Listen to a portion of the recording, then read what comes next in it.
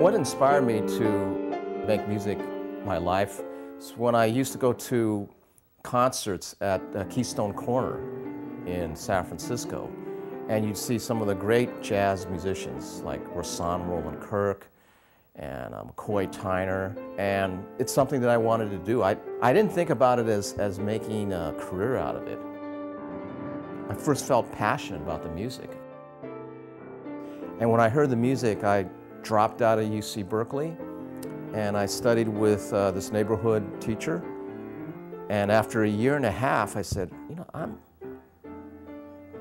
I'm progressing. I wonder if I should get serious and apply to some music schools.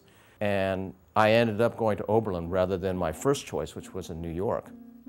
What I learned from Dr. Wendell Logan, professor of African American music, was the importance of history, the importance of the history of the music in relationship to the social history.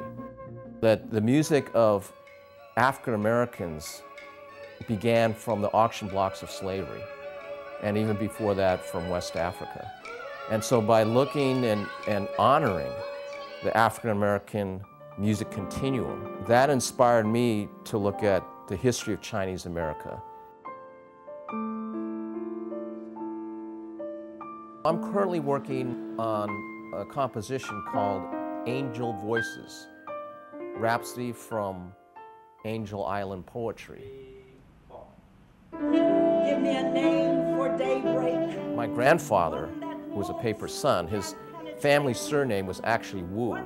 But in order for him to stay in this country, he had to buy citizenship papers from a Chinese father who had U.S. citizenship by the name of Jang. My grandfather, I know, probably had to bring my father, who was born in China, through Angel Island. 3, 4.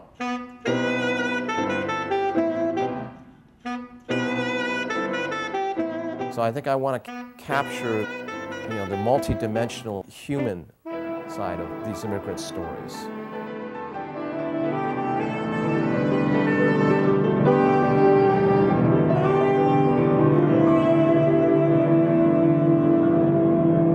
America's greatest contribution to this country is African American music. I honor it, I celebrate it. What that's inspired me is to create music of Jon Jang that is about the history of Chinese America. And I try to also inspire others to put out their voices in a similar way.